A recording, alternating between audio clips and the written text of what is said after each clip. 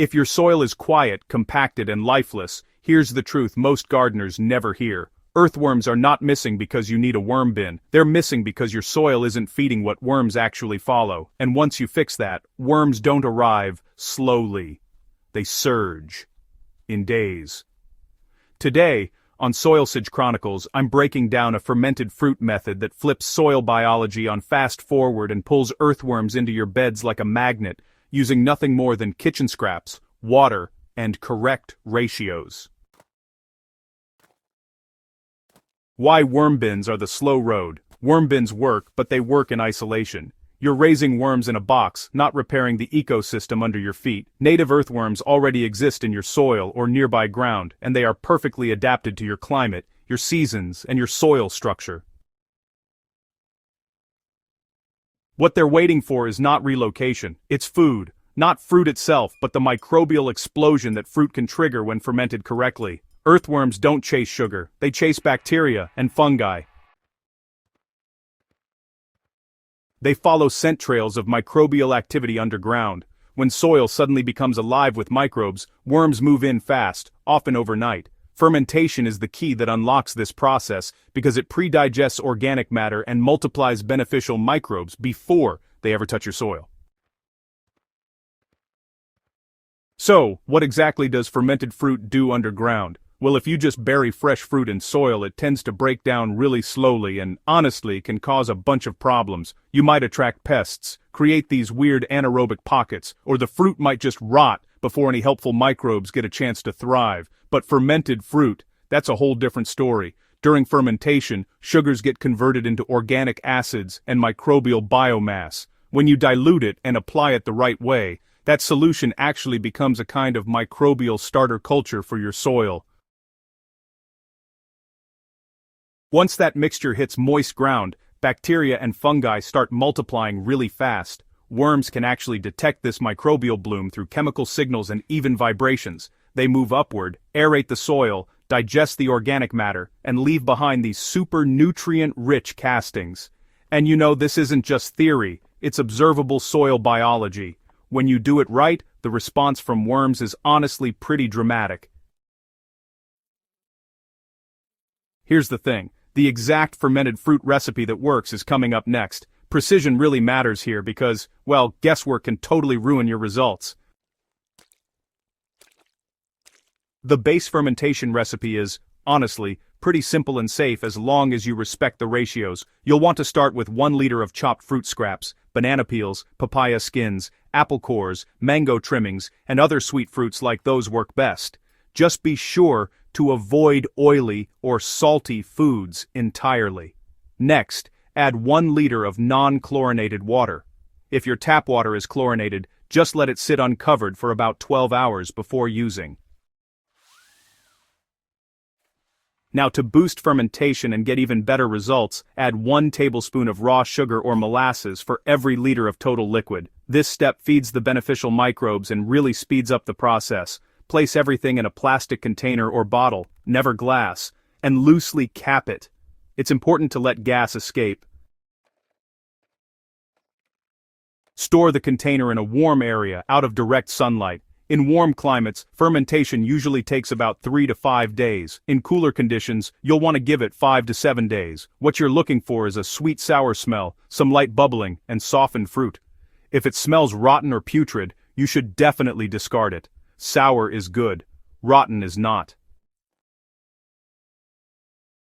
So, dilution is really where success or failure happens. You should never apply fermented fruit liquid directly to your soil. Honestly, this is where most people go wrong and then end up blaming the method itself. Concentrated acids can actually shock soil life and, instead of attracting worms, might even repel them. The correct working dilution is 1 to 20. That means, for every 1 cup of fermented liquid, you'll want to dilute it into 20 cups of water. Or, to put it in more practical terms, just mix 250 milliliters of fermented fruit liquid into 5 liters of water. This ratio is strong enough to trigger microbial growth, but still gentle enough to protect soil organisms. For acidic soils or sensitive beds, you can buffer the solution by adding 1 tablespoon of finely crushed eggshell powder or clean wood ash per 5 liters of diluted solution. This simple step helps stabilize pH without reducing effectiveness. So, how do you apply it for maximum worm response? Well, timing and soil condition matter just as much as the solution itself. You'll want to apply in the late afternoon or early evening, when soil temperatures are cooler and worms are naturally more active. The soil must be moist, never dry. If needed, just water lightly before you apply. Pour the diluted solution directly onto the soil surface. Don't spray the leaves. Focus on garden beds, compost areas, and mulched zones. After applying, cover the soil lightly with straw, leaves, cardboard, or whatever mulch you have on hand. This traps moisture and scent, creating a perfect microbial hotspot underground. Water lightly again to help the solution soak in. That's it. No digging, no burying, no disturbance. So, you'll want to apply once every 7 to 10 days, and, more is not better. Once worm activity increases visibly, it's best to stop applications and just let the soil stabilize. Here's what you'll notice in the first week. Within, say, 24 to 48 hours, you'll often see fresh worm casts on the soil surface. That's your first confirmation.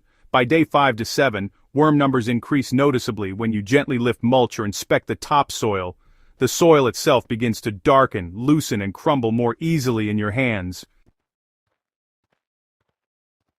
In side-by-side comparisons, treated soil typically shows about 2 to 4 times more visible worms within 2 weeks compared to untreated soil. Water infiltrates faster, compaction decreases, and organic matter breaks down more quickly. These aren't just cosmetic changes, they're real, structural improvements driven by living organisms. So, why does this improve everything above ground too? Well, earthworms don't just move soil, they engineer it. Their tunnels, help improve oxygen flow and water penetration. Plus, their castings actually bind nutrients into forms that plants can easily use. And, their activity supports fungal networks that deliver minerals straight to plant roots. As worm populations rise, plants respond with stronger root systems, better nutrient uptake, and, greater resilience to drought and stress. Over time, you'll find yourself relying less on fertilizers because your soil starts cycling nutrients efficiently all by itself. This method doesn't replace composting or mulching, it actually supercharges them. Fermented fruit, believe it or not, jumpstarts the biology that makes organic matter really work. So, why is this better than just buying worms? Well, purchased worms often struggle to adapt to new soil conditions. Native worms, on the other hand, already belong there. This method doesn't import life, it activates it. You're really working with your ecosystem, not against it. There's no plastic infrastructure, no ongoing feeding schedule, no maintenance beyond observation, just strategic microbial stimulation that lets nature handle the rest. The big takeaway for serious gardeners: healthy soil isn't built by force, it's invited. When you feed microbes correctly, worms arrive on their own terms, in the numbers your soil can support. Fermented fruit isn't a trick, it's a biological lever, and when you pull it correctly, the underground responds fast. If this guide helped you see soil differently, make sure you subscribe to Soilsage Chronicles for more deep, practical strategies that actually work in real gardens. Share this with a fellow gardener who's still struggling with lifeless soil, and remember, the fastest way to change what grows above ground is to wake up what's living below it.